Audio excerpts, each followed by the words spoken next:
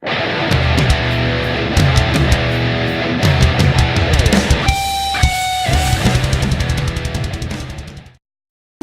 up YouTube, this is Fate, bringing you another deck profile, and today I'm going to be doing the updates video on my Ignition Dracoslayer deck.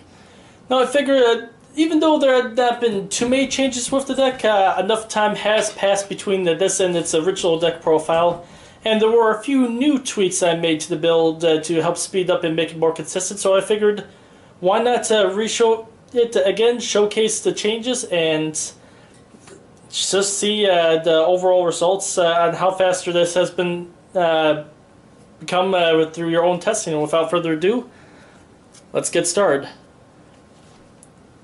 Just like the last profile, we have the one Lector, triple Masterpiece, triple Vector, triple Lector, and even through the constant testing and updates, I'm still running 3 Masterpiece, the true Dracoslayer, because once you get this guy out, this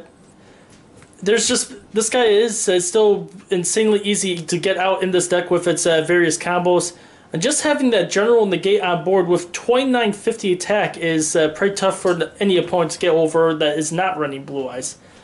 That, and with the few tweaks I was able to put with this build, it's actually not too uncommon to now get Masterpiece and Hope Harbinger Dragon out on the field at the same time. So to have those two very heavy negators on the field at once, not to mention even if this guy does get knocked off the field, he can spawn 2 more monsters in another Dracoslayer and another Dracoverlord.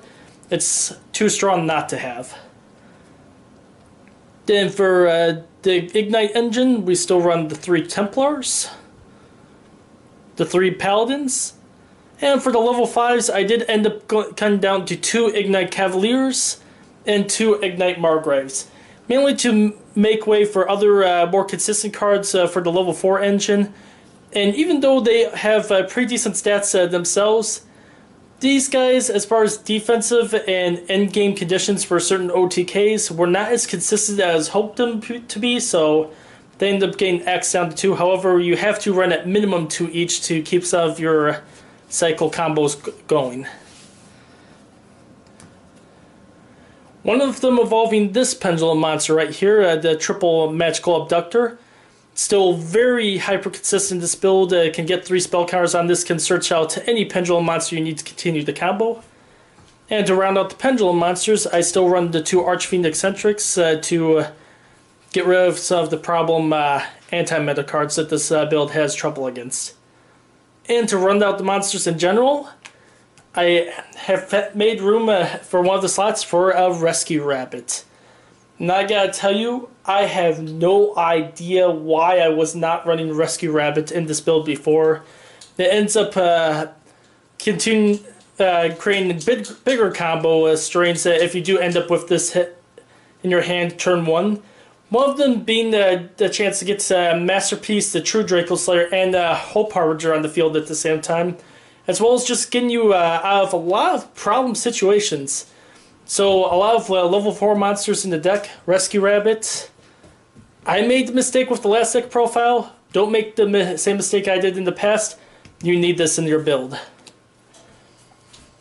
That's it for the monsters. On to the spells. We still run the 2 Forge of the True Dracos and the 1 Draco Face-Off. I still have no need cutting these down further than 2 just because of how much of a board wipe presence it can be in the right conditions. I still run the 2 Igknight Reloads to fix problem hands. And I still run the 2 Ignition Fix to help combo with the Magical Abductor to help get her to 3 spell counters a lot more with your other Igknights. I still run the 1 Reinforcement of the Army, 1 Upstart Goblin to basically say you have a 39 card deck that you can run. And for the last 2 cards of the deck and the remainder of the spells, I've listened to this in the comments over and over again.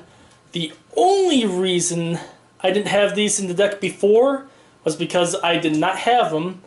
So I searched for them up in the new place that I've been going to. I have found more copies of this certain cards that people were willing to trade with me. There you go. You are now happy now. I do have 2 painful decisions finally in this deck profile. And would I recommend them? Definitely, definitely, definitely. Just because of the lack of speeds, the Rescue Rabbit helps mend in this build that's through troubles that I was having before. Painful Decision does have that similar effect to be able to get to whatever normal monster you need. And if it ends up being the Dracoslayer monster that you need of a masterpiece off of Painful Decision, then there are multiple ways through the fusion monster and other means that you can revive those monsters later on. So Painful Decision, a must-have search card for this build. That is it for the main deck. On to the extra deck.